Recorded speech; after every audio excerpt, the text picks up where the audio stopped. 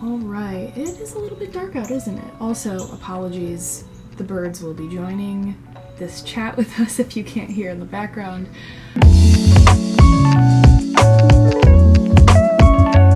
So today I want to talk about a question that I get a lot from my clients, and that is, how do I reduce bloating? Bloating is something that everybody deals with from time to time, but it's also something that can affect quality of life for people who deal with it on a consistent basis. With that being said, bloating can be normal if we're eating large meals, especially large meals with lots of fiber in it, and that's a sign that your gut bacteria are just doing its thing and they're healthy, because after all, our gut bacteria love fiber, they love munching on fiber, and when they do, they produce gas. That gas causes bloating. If you're somebody though who experiences bloating continuously and it's interfering with quality of life, there are some simple lifestyle changes that I'm going to go over that can help reduce some of those more unpleasant symptoms. So first I want to address the lifestyle factors that cause bloating, because I don't think a lot of people are aware of the fact that bloating can be just as much about the lifestyle choices you make as it is about the foods you're eating. And foods tend to be the go-to for a lot of people to cut out, especially when they're having some really unpleasant symptoms. But I try to caution that, especially at first, because cutting out food sometimes can do more harm than good. So the lifestyle changes are what I typically recommend my clients make at first, and they're really simple. So let's go over some of those right now.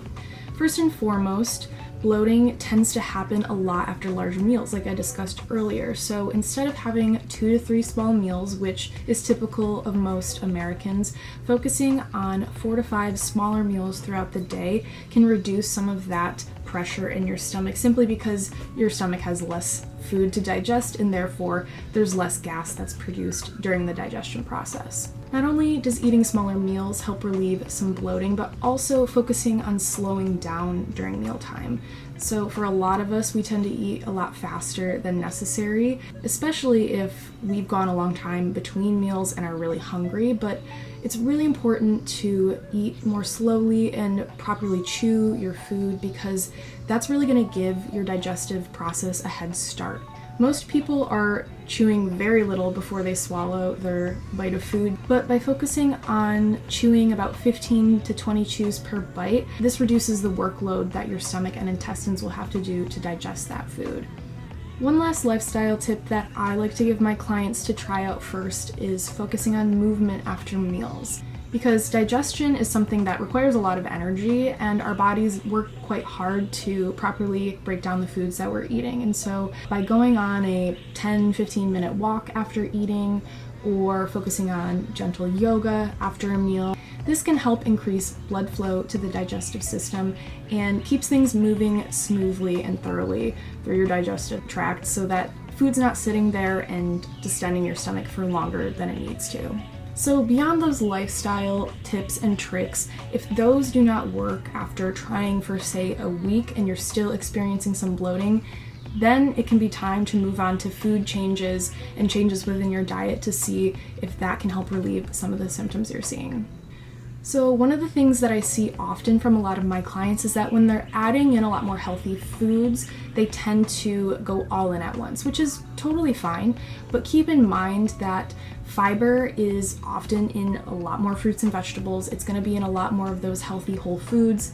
And so if you're eating a lot of fiber and you're increasing your fiber intake all at once, this can put extra pressure on the digestive system and can kind of overwhelm things down there. So if you are increasing your intake of fiber and eating more healthy fruits and vegetables and whole grains and things like that, adding these slowly into your lifestyle is going to benefit your digestive system a whole lot, and you're going to deal with a lot less bloating and maybe even other unpleasant gastrointestinal symptoms. Now, there's also a list of foods that we know of that produce extra gas in our digestive system, and these are known as FODMAPs.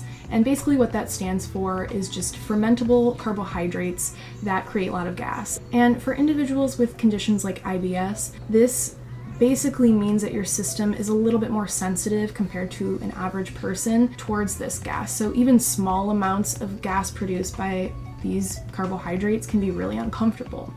With that being said, I don't recommend completely cutting out these FODMAP foods right away. there may be certain triggers that you have, and a few of these foods like certain fruits, apples, bananas, pears, or beans, those tend to be a common trigger for a lot of people. And even fermented foods like yogurt or kimchi or kefir can sometimes cause unpleasant symptoms in your gut, especially if you're not used to eating those foods. So figuring out your trigger foods and not completely cutting out a whole large list of foods is the way to go at first, especially if you're not seeing a registered dietitian, because I highly recommend, if you're gonna try a diet like the low FODMAP diet, you are under the care of a professional like a dietitian. So one thing I like to do with my clients, if I don't want to cut out a lot of foods at once with them, is focus on food logging. And this can be kind of tedious, but for a lot of people, this is one of the best ways to discover those trigger foods.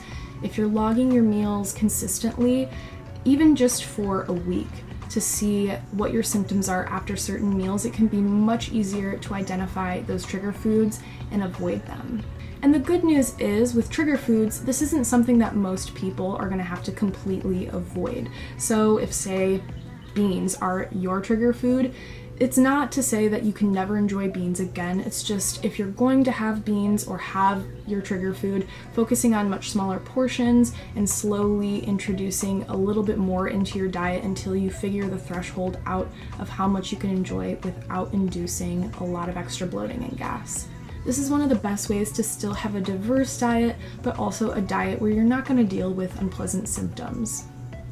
One other thing I like to mention in the food category when talking to clients is that if you're somebody who frequently consumes artificial sweeteners, that can cause bloating as well, because there is a specific kind of artificial sweetener called sugar alcohols, and these produce a lot of gas in your intestines. So anything that ends in OL on a nutrition label, so xylitol, sorbitol, those are good examples of these sugar alcohols that should be avoided, especially if you're somebody who is sensitive to bloating.